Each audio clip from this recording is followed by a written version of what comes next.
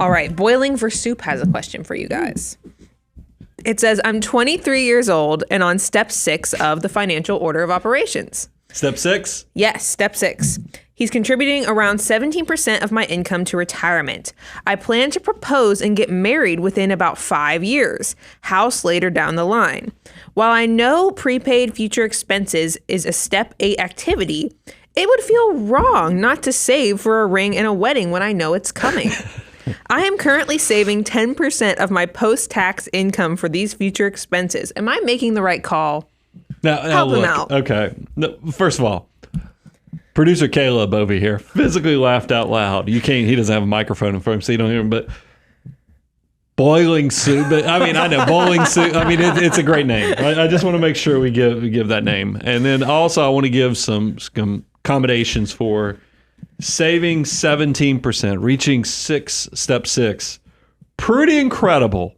But how heartless of an individual would I be when we designed this system, Bo, if I didn't allow love to be part of this for engagement rings, honeymoons, and all the other just incredible stuff that happens with love. It's, and love's such an incredible thing, especially when you get to share it with coworkers and talk to everybody about amazing things when you're thinking about getting engaged. I think, that's awesome. And so your question is this okay? Is this allowable? Is it permissible? Well, this is where we want to take this opportunity to remind you that money is nothing more than a tool, and it's a tool that allows you to accomplish your goals. And it sounds like one of your goals might be to get married, to get engaged, to tell all your coworkers about the engagement.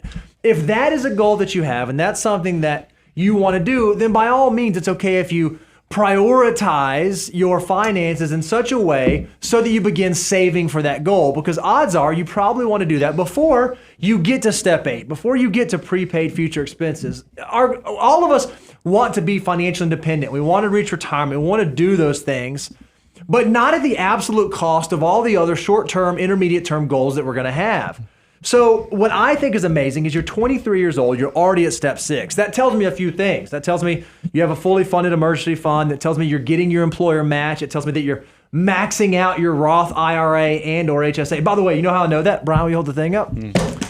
We have a financial order of operations, a 9-step tried and true process of what to do with your next dollar. So if you're on step 6 at 23, it tells me you've been doing those things. So what I would love for you to do is strike the balance between, okay, how can I continue saving, continue building, understanding how powerful my dollars can be, but also start putting some money aside for those near-term, intermediate-term goals. And what that means is, well, maybe I can't hit 25% savings rate today because I have to allocate something to that short-term goal. But as soon as I get there, I'm going to get back to that 25% savings rate as quickly as possible because I know at age 23 how valuable my dollars can be. And I'm also going to make wise, prudent decisions. Like when it comes to saving for an engagement ring, I'm probably not going to do like 12 months salary or whatever the rules say. I wouldn't even do 2 months salary. You know That's what they try to tell you. I was sitting here thinking about De Beers and their rules. And I'm like, wait a minute, realize they have a huge conflict of interest. Is De Beers the one that came up with that? That's what I believe. That is where the guidance, they're probably not, wink, nod, nod. We don't want you to know we're the ones that came up with that ad campaign. But if you think about it, if you made $60,000 a year, you do 2 months salary, you're going to give a $10,000 engagement ring? That seems a little extra. So I would go ahead and start, this is part of a good exercise on what a healthy marriage looks like. Have communication, and what kind of, you turn it into a fun little activity of, if we were getting engaged, what type of cut you want, what type of setting, go check all that stuff out. But, and don't feel pressure though, that you have to buy a 5-digit engagement ring unless you can truly afford that. I feel like it's more, I told you guys, and I've said this for years, and I'm just now starting to reach limits on this, is that I tried to buy an engagement ring back when for me, that was going to be good while I was in this poor state, but then it was going to be good as we added resources and wealth. I am realizing when you get around 26, 27 years of marriage, you might find your limits when you reach the point of you can't take it with you, and all of your wife's peers are getting upgraded rings. But I think that real personal, real fast. I do feel like though that my plan for the first 30 years of marriage has worked out swimmingly well. So make sure you get a ring that will serve you well for the first 25 to 30 years of marriage.